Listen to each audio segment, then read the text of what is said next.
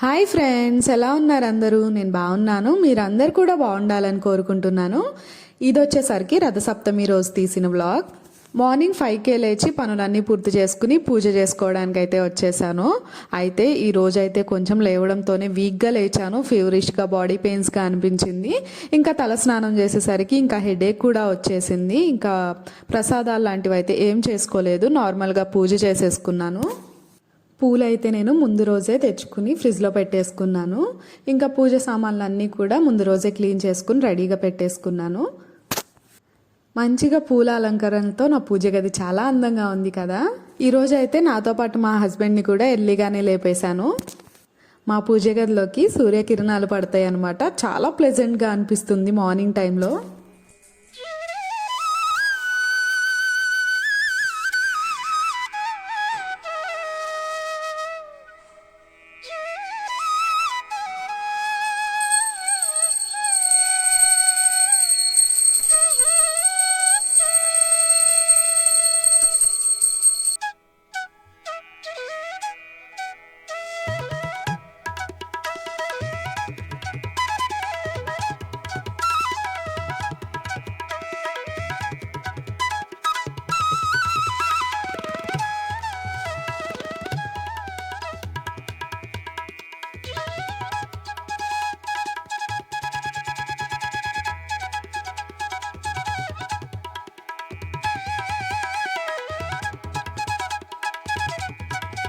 ఈరోజు ఇంటి ముందు రథం ముగ్గు వేస్తారు కదా. అయితే నాకు ముగ్గులు అంతగా రావని చెప్పి మీ అందరికీ తెలుసు కదా.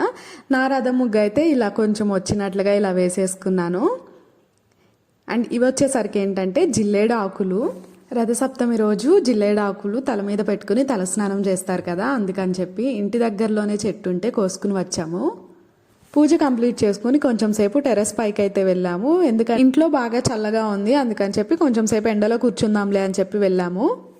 సూర్యుడు భలే కనిపిస్తున్నాడు కదా. మార్నింగ్ టైంలో టెర్రస్ పైకి వెళ్తే భలే పీస్ఫుల్గా అనిపిస్తుంది. ఆ కొండల్ని చూసుకుంటూ ఇలా అప్పుడే సన్ రైజ్ వస్తూ ఇంకా కొంచెం సేపు అలానే టైం స్పెండ్ చేసి కూరగాయలు తీసుకోవడానికి మార్కెట్కి అయితే వెళ్ళాము. దగ్గరలోనే రైతు బజార్ ఉంటే అక్కడికైతే వెళ్ళాము. కూరగాయలు ప్రైజెస్ అయితే చాలా ఎక్కువగా, ఇంకా ఫ్రూట్స్ గురించి అయితే ఇంకా అసలు చెప్పనక్కర్లేదు, అంత ఎక్కువ ఉన్నాయి. అండ్ ఈ రోజు వచ్చేటప్పుడు నేను ఉసిరికాయలు కూడా మళ్ళీ తెచ్చుకున్నాను. ఉసిరికాయలు కనిపించినాయి, బాగున్నాయి. కాకపోతే పోయినసారికి తీసుకున్న వాటికన్నా ప్రైస్ ఎక్కువ ఉందన్నమాట. పావు కేజీ 50 రూపీస్ తీసుకున్నారు. కానీ తెచ్చుకున్నాను, ఎందుకంటే మళ్ళీ సీజన్ అయిపోతే దొరకవు కదా. దీన్ని కూడా పౌడర్ చేసేసి పెట్టుకుందామని చెప్పి ఇంకా ఇంటికి రాగానే మళ్ళీ కిచెన్లోకి వచ్చి యాజ్ యూజువల్ క్లీనింగ్ అయితే చేసుకుంటున్నాను. రోజు కిచెన్లోకి రాగానే ఫస్ట్ క్లీనింగ్ చేసుకుని అలానే విండోస్ అన్నీ ఓపెన్ చేసుకుని పెట్టుకుంటాను కొంచెం సేపు. ఈరోజు బ్రేక్ఫాస్ట్ వచ్చేసి రాగి దోశ. ఇంకా దానికోసం అని చెప్పి చట్నీ కూడా ప్రిపేర్ చేసుకుంటున్నాను. పల్లీ చట్నీ అయితే కంపల్సరీ కావాలి మాకు, దోశలోకి కానీ ఇడ్లీలోకి కానీ. ఈరోజు పచ్చిమిర్చి పల్లీ చట్నీ అయితే చేస్తున్నాను. నేను ఫ్రిడ్జ్లోకి స్టోరేజ్ బాక్సెస్ అయితే తీసుకున్నాను. అయితే ఇందులో ఎక్కువ క్వాంటిటీ అయితే పట్టవు. ఒక హాఫ్ కేజీ కూడా పట్టనట్లుగా పడుతున్నాయి. కాకపోతే మాకైతే మేము కొంచెం లిమిట్గానే తెచ్చుకుంటాం కాబట్టి కూరగాయలు సరిపోతున్నాయి. కొంచెం పెద్ద ఫ్యామిలీస్కి ఎక్కువ తెచ్చుకునే వాళ్ళకైతే అస్సలు సరిపోవు. సపోజ్ ఒక టొమాటోస్ అయితే ఒక 10 టొమాటోలు మాత్రమే పడుతున్నాయి అన్నమాట. అంత చిన్నగా ఉన్నాయి ఈ బాక్సెస్. కాకపోతే మాకు సరిపోతాయిలే అని చెప్పేసి నేను ఉంచేసుకున్నాను.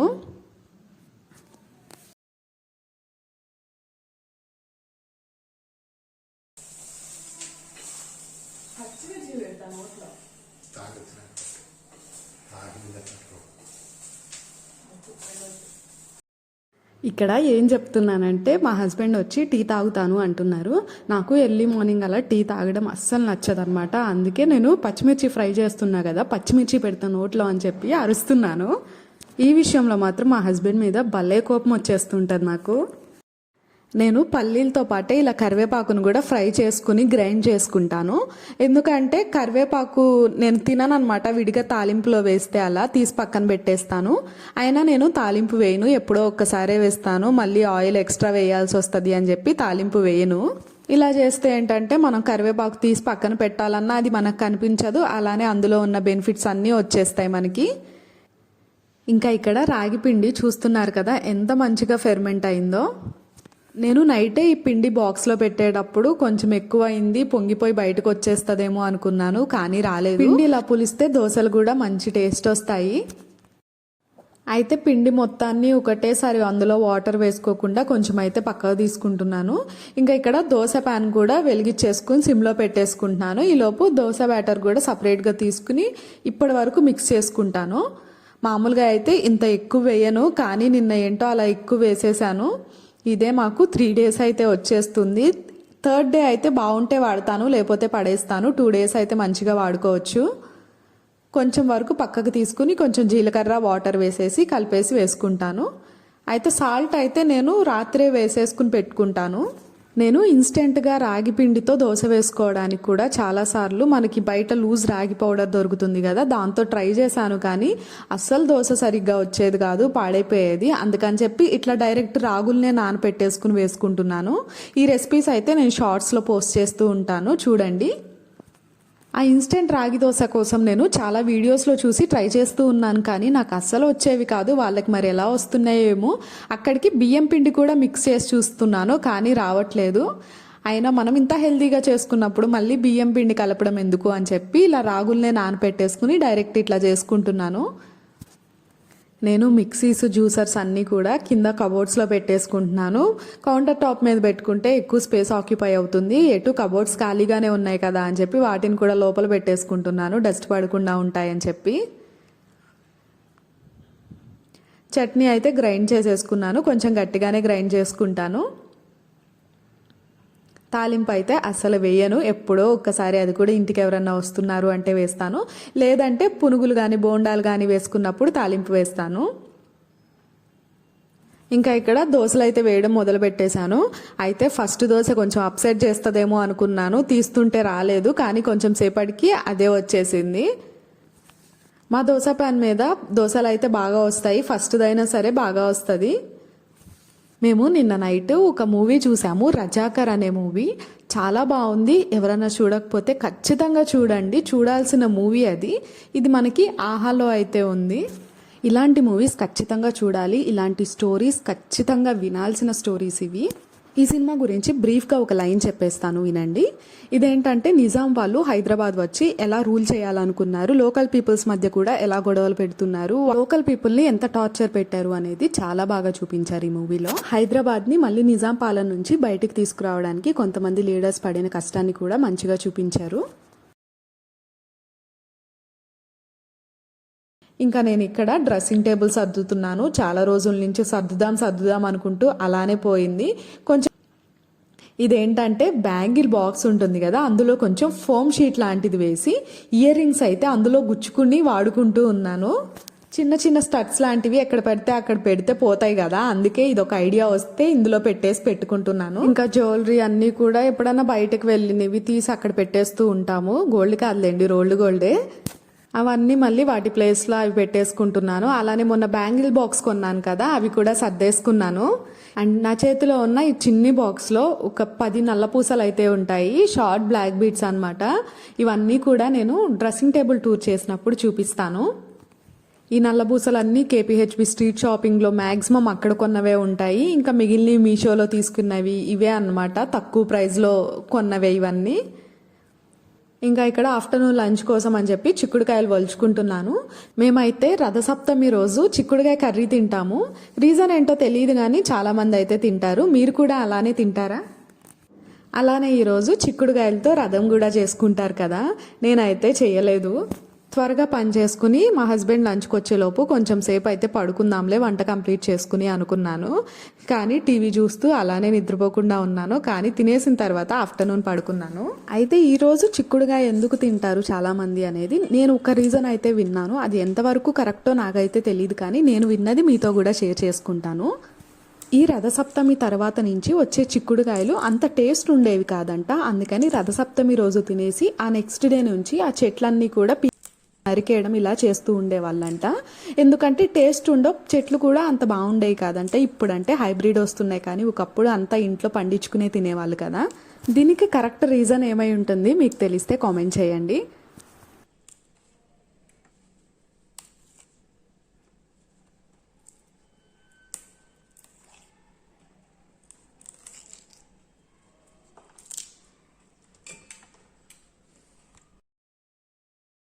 ఇంకా ఇక్కడ నేను చిక్కుడుకాయలు ఉడకబెట్టుకోవడానికని మళ్ళీ కిచెన్లోకి వచ్చాను. అయితే మళ్ళీ స్టవ్ తుడుస్తున్నాను. చూసారా, మార్నింగ్ దోశలు వేసాను కదా, అయితే చిన్న చిన్న దోశ ముక్కలు పడితే వాటన్నిటిని మళ్ళీ తుడుచుకుని మళ్ళీ స్టవ్ వెలిగించుకుంటున్నాను.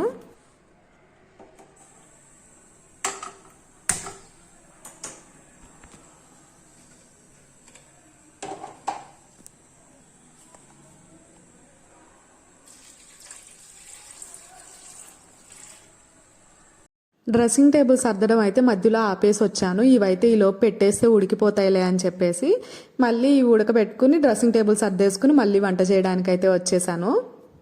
చిక్కుడుకాయ కర్రీ చేయడం చాలా సింపుల్ కదా, ఉడకబెట్టడమే కొంచెం టైం పడుతుంది, కానీ తర్వాత తాలింపు వేసుకుని ఆనియన్ వేసుకుని చిక్కుడుకాయ వేసుకుని సాల్ట్ కారం వేసుకోవడమే చాలా సింపుల్ కర్రీ. అప్పుడప్పుడు నేను ఇది పప్పుల పొడి కానీ లేదంటే ఎండు కొబ్బరి పొడి కానీ వేస్తూ ఉంటాను. అట్లా కూడా టేస్ట్ చాలా బాగుంటుంది.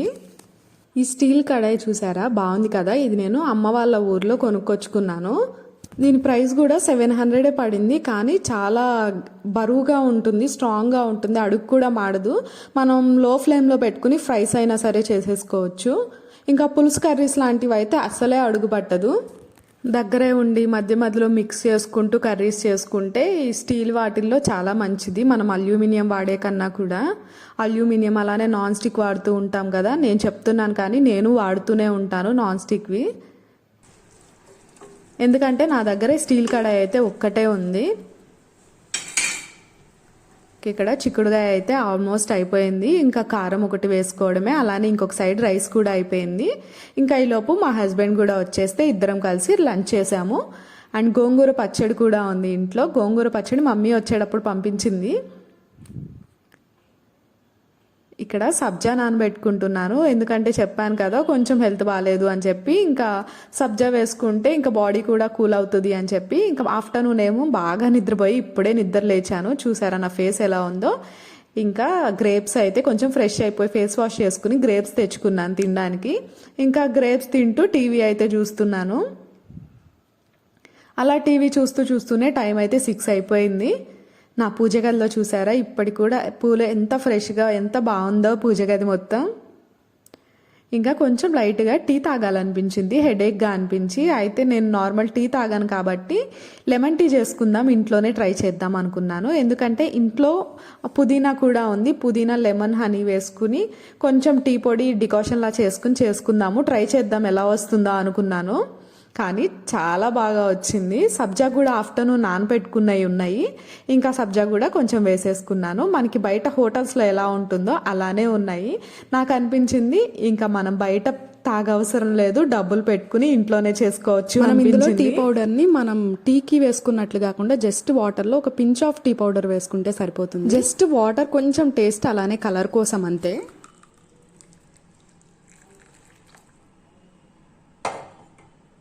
కలర్ కూడా చూసారా ఎంత బాగుందో. మా హస్బెండ్కి కూడా అదే చెప్తున్నాను, మీరు ఇంకా బయట తాగొద్దు, నేనే కావాలంటే చేసిస్తాను అని.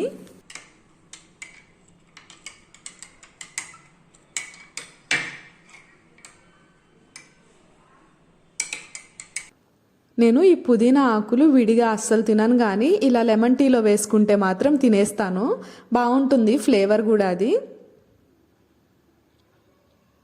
ఒక 2-3 లీవ్స్ వేసుకుంటే సరిపోతుంది. ఇంకా టీ తాగేసి మళ్ళీ గిన్నెలు కడుక్కోవడానికని వచ్చేసాను. ఈరోజైతే మార్నింగ్ నుంచి కడగలేదు, అట్లే పెట్టేశాను. ఆఫ్టర్నూన్ కూడా పడుకున్నాను కదా, ఇంకా లేచి ఇప్పుడు కడుక్కుంటూ ఉన్నాను. నేను ఇలా పని చేసేటప్పుడు ఏదన్నా టీవీలో సాంగ్స్ కానీ అలా పెట్టుకుని వింటూ పని చేస్తాను, లేదంటే ఏదన్నా వీడియోస్ పెట్టుకుని చూస్తూ పని చేసుకుంటూ ఉంటాను. అలా అయితే పని చేస్తున్న ఫీలింగ్ రాదు అని చెప్పి అలా చేసుకుంటూ ఉంటాను.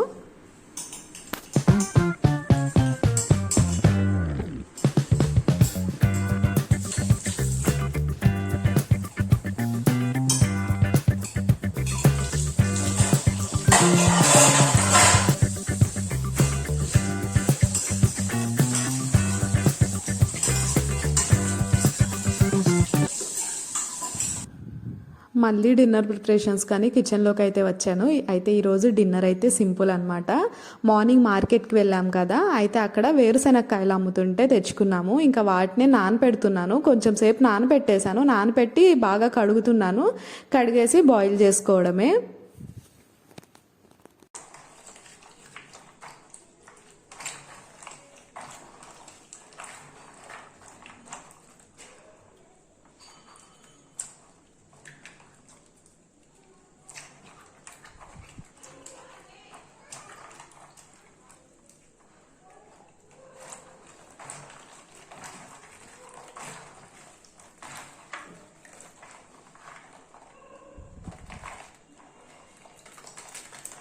ఇందులో మట్టి అయితే చాలా ఎక్కువగా ఉంది, చాలాసార్లు కడగాల్సి వచ్చింది.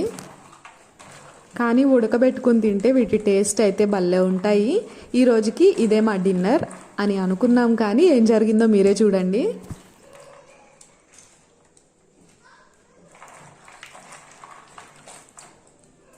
వీటితో పాటు ఉసిరికాయలు కూడా తెచ్చానని చెప్పాను కదా, కాకపోతే వాటిని తురుముకోవడం మర్చిపోయాను. ఎండలో ఆరబెట్టడం ఇంకా రేపైనా చేయాలి, అది నెక్స్ట్ వీడియోలో అయితే పోస్ట్ చేస్తాను. వీటిని బాగా క్లీన్ చేసుకుని కుక్కర్లో వేసుకుంటున్నాను. కొంచెం సాల్ట్ వేసి వాటర్ వేసుకుని ఒక 3 విజిల్స్ వచ్చే వరకు బాయిల్ చేసుకుంటే సరిపోతుంది. వీటినైతే నేను ఒక 10 సార్లన్నా కడిగుంటాను, ఎందుకంటే ఎన్నిసార్లు కడిగినా కూడా మట్టి పోవట్లేదు, నీళ్లు కూడా నల్లగా అయిపోతున్నాయి. ఒక 10 సార్లు కడిగితే కానీ చివరికి ఇట్లా అవ్వలేదన్నమాట ఇవి.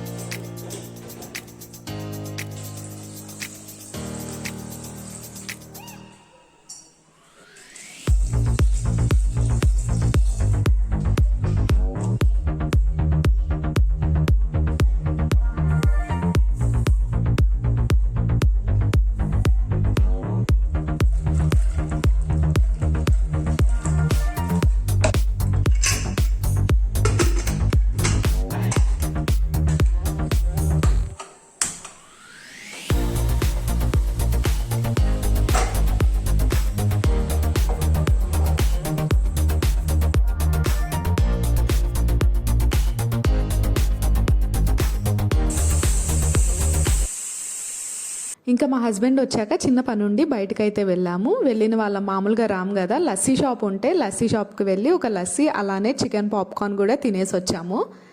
ఈ వీడియోని ఇక్కడితో ఎండ్ చేస్తున్నాను. వీడియో నచ్చినట్లయితే please do like, share and subscribe to Jodi vlogs and don't forget to press the bell icon for further updates. Thank you for watching. Bye.